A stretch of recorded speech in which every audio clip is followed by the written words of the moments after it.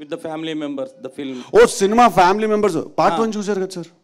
నేను షాక్ అయిపోయాను sir. Part 1కి చిన్న చిన్న పిల్లలు అండ్ ఫ్యామిలీ విమెన్ చాలా ఎక్కువ ఫ్యాన్స్ ఉన్నారు పార్ట్ 1కి. సో నేను యాక్చువల్లీ ఫస్ట్ టైం లేదు మంది ఓన్లీ యూత్ సినిమా కదా అని అనుకున్నాను నేను. బట్ యాక్చువల్లీ తర్వాత ఫ్యామిలీ మెంబర్స్ చిన్నపిల్లలు అందరూ కూడా you know when they really enjoyed the film. నేను కూడా ఓకే సార్, ప్రాబ్లం ఎప్పుడైనా డబుల్ మీనింగ్లో ఉంటుంది సార్, సింగిల్ మీనింగ్లో ఉంటుంది sir. But my question is why you want to continue same kind of subject? Same kind of subject అంటే some kind of adult jokes అంటున్నాను నేను. అది కృష్ణ అండ్ లీలా కానీ, మావింత కాదు వినమ కానీ, DJ Tillu now Tillu square అంటే అన్ని యంగ్ ఫిల్మ్స్ యంగ్ సబ్జెక్ట్సే కదా సార్, యూత్ని టార్గెట్ చేసి తీసే ఫిల్మ్స్ కదండి. సో దాంట్లో ఇప్పుడు మనం సీరియస్గా ఏదైనా you are saying target youth and now you want to see the family members also. No, we said we made a youth film which also families had to apparently liked, so that gave us more confidence. You know, we thought we made a youth film sir, and absolutely sir, A cinema తీసినా కూడా ఒక target demographic ఉంటుంది sir, 100% ఉంటుంది sir. అలా ఊరికే ర్యాండమ్గా మనం అందరూ చూసేస్తారులే అని తీలేను సార్. ఒక టార్గెట్ ఉంటుంది సార్, దాని మీద ఎవరికైనా నచ్చినా కూడా అది బోనస్ కింద కన్సిడర్ చేస్తాం సార్ మనం. ఓకే, అనుపమ గారు చెప్పండి, ఎలా ఉన్నారండి? బాగున్నాను. మీకు బాగా పాపులారిటీ పెరిగినట్టుందా ఆ నుండి డీజే టిల్లు వచ్చేసరికి, అదే టిల్లు స్క్వేర్కి వచ్చేసరికి? అదే అరుస్తున్నారు, అనుపమ అనగానే అరుస్తున్నారు. అది అప్పుడు అరుస్తారు సార్. ఈ సినిమాకి అనుపమ పాపులారిటీకి ఏ సంబంధం లేదు. లేదు నేను జస్ట్ ఐఎమ్ ఆస్కింగ్. చాలా ముందే మేము పెట్టుకున్న తర్వాత రియలైజ్ అయ్యాం సార్, మనం ఏ ఊబిలోకి దిగాం మనం అని చెప్పి. ఎంత ఫాలోయింగ్ ఉందా, ఎలా సాటిస్ఫై చేయాలి దీన్ని అని పెట్టుకున్నాక రియలైజ్ అయ్యాం మేము. లేదు ఆ నుండి చూస్తున్నాం కదా మిమ్మల్ని. ఈ టిల్లు స్క్వేర్లో you look different in all aspects. దీనికి ముందు కూడా అంటే వార్తలు వచ్చాయి, ఒక ఇద్దరు ముగ్గురు హీరోయిన్స్ని అనుకొని వాళ్ళు ఎందుకో చెయ్యలేదనో మరి చేశారని ఏదో సంథింగ్. ఆ తర్వాత మిమ్మల్ని తీసుకున్నారు. అంటే మీరే జస్ట్ వాళ్ళు చెప్పంగానే మీరు ఒప్పుకున్నారు, లేకపోతే వాళ్ళు ఎందుకు మానేశారు ఈ సినిమా చేయడము అని ఎంక్వైరీ చేసి మీరు చేశారా? కాదు, అసలు నా దగ్గర సినిమా వచ్చింది, నాకు సినిమా నచ్చింది, నేను చేశాను. ఇప్పుడు సినిమా రిలీజ్ అవుతుంది, దీనిలో ఇవన్నీ ఎందుకు అని నాకు అర్థం కావట్లేదు. అవన్నీ నాకు తెలియదు, ఎవరికి తెలియదు. ఓకే, అంటే ఇప్పుడు ఆ నుండి మిమ్మల్ని ఇప్పుడు తీసుకుంటే మీకేమనిపిస్తుంది ఈ సినిమాలో క్యారెక్టర్ మీ కెరీర్ పరంగా కానీ? అంటే till now you did so many characters కదా, బిఫోర్ టిల్లు స్క్వేర్ చేసినప్పుడు ఇది చేసినప్పుడు మీకు ఎలా అనిపించింది మీ కెరీర్లో? ఓకే, చేసినప్పుడు నా ఏజ్ 19 అండి. నేను ప్రేమం అని మలయాళం సినిమా చేసి నెక్స్ట్ ఇమ్మీడియట్లీ చేసేది దాని తర్వాత నేను చాలా సినిమాలు చేశాను. ఇప్పుడు ఆల్మోస్ట్ 9 to 10 years అవుతుంది నేను ఇండస్ట్రీకి వచ్చి. ఈ 9 years నేను చేసిన క్యారెక్టరే మళ్ళీ మళ్ళీ చేయాలని కోరుకోవడం తప్పు కదా అండి. నేను కూడా హ్యూమన్ బీయింగ్ కదండి. మల్లిక్ గారు సార్, ఈ సినిమాలో మీకు దొరికిన ఫ్రీడమ్ ఎంత? మీ చెయ్యి సిద్ధు గారు పట్టుకొని చేయించారా, లేకపోతే మీరు ఇండిపెండెంట్గా చేశారా?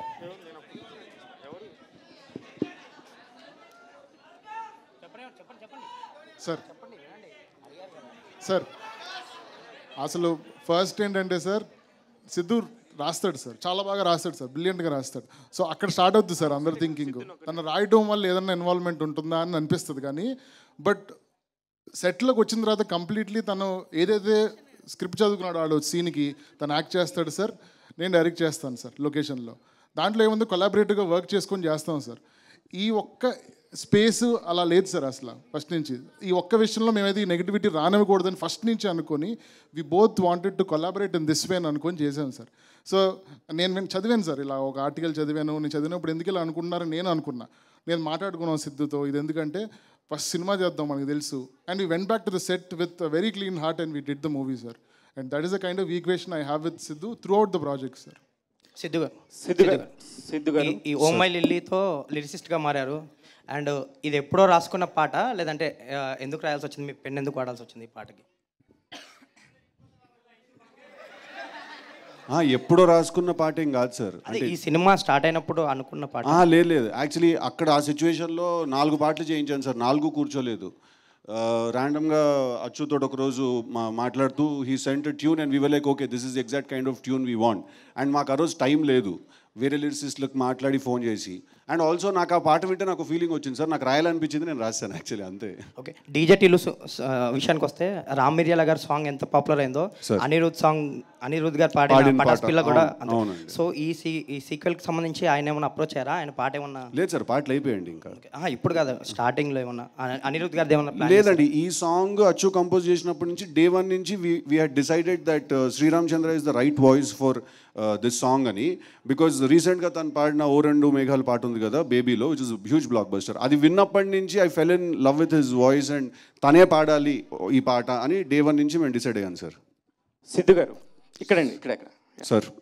సార్ మీరు ఇందాక నుంచి మాట్లాడుతుంది మీ డీజే టిల్లు ఫ్యామిలీ పిక్చర్ అండి. దేనికంటే అందరూ మా ఇంట్లో పిల్లలు ఇప్పుడు కూడా టీవీ ఆన్ చేసుకుని ప్రతిరోజు చూస్తున్నారు. Absolutely it's a family film. ఇది కూడా ఓకే, దీని గురించి కూడా నా క్వశ్చన్ ఏంటంటే, ఎందుకు మిమ్మల్ని రాధికాలు అంత ఇబ్బంది పెడుతున్నారు? ఎంతమంది రాధికాలు మిమ్మల్ని లైఫ్లో ఇబ్బంది పెట్టారు? సార్ ఇప్పుడు రియల్ అది కూడా కాదు, అట్లా కూడా తప్పు, అది కూడా తప్పు, అలా కాదు సార్. ఇప్పుడు రాధికాలు ఫస్ట్ ఆఫ్ ఆల్ నన్ను ఇబ్బంది పెట్టట్లేదు సార్, టిల్లు గారిని ఇబ్బంది పెడుతున్నారు సార్. ఓకే, రెండోది ఏంటంటే సార్, ఇప్పుడు ఒకసారి మనసు విరిగితేనే ఇలాంటి సినిమాలు తీయగలుగుతాం సార్ మనం.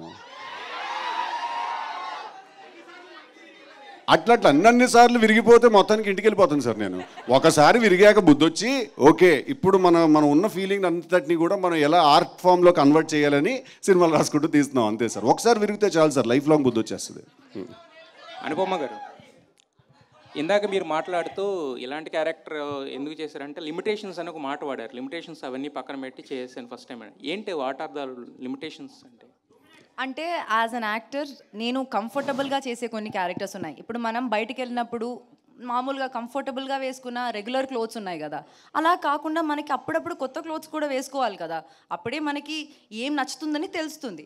సో యాజ్ అన్ యాక్టర్ కూడా ఇన్ని ఇయర్స్ నేను చేసిన క్యారెక్టరే మళ్ళీ చేసినప్పుడు ఎవరికైనా బోర్ వస్తుంది కదా, అదే నాకు కూడా వచ్చింది. బట్ మోర్ దెన్ దాట్, ఈ లిల్లీ అన్న క్యారెక్టర్ ఆర్ ఈ సినిమా డీజే టిల్లు స్క్వేర్ అని ఈ సినిమాలో నాకు వచ్చిన క్యారెక్టర్ని వదులుకోవడం అన్నది నాకు తెలిసి that would have been the biggest stupidity that I have done. ఒక్క కమర్షియల్ సినిమాలో కూడా అమ్మాయికి ఇంత మంచి క్యారెక్టర్ దొరకదు అని నేను చెప్తాను మీకు, నేను రాసిస్తాను మీకు. సో అలాంటి ఒక మంచి క్యారెక్టర్నే వదులుకోవాలని నేను అనుకోవట్లేదు. So whatever limitations that be, as an actor it's my duty to act. నాకు డైరెక్టర్ ఇచ్చిన క్యారెక్టర్ని 100% చేయాలన్నది నా డ్యూటీ, అది చేయడానికి నేను ట్రై చేశాను. అయితే లిమిటేషన్స్ అని ఇందాక మీరు వాడిన పదంలో యాక్చువల్గా అంటే ఇంతకుముందు మీరు చేసిన గర్ల్ నెక్స్ట్ డోర్ క్యారెక్టర్స్ అయినా లేదంటే మీ ఫ్యామిలీ పరంగా కానీ లేదా వేరే ఏమన్నా ఉంటాయా దాంట్లో? మీకు బిర్యానీ అంటే ఇష్టమా? ఇష్టం. కానీ ఇంట్లో ప్రతిరోజు మీరు బిర్యానీ తింటారా? తినాం కదా. లేదు కదా. అట్లాగే నేను కూడా ప్రతిరోజు బిర్యానీ తినాలని కోరుకోవట్లేదు. నాకు డిఫరెంట్ పులావ్ కావాలి, పులిహోర కావాలి, అన్నీ కావాలి, అంతే.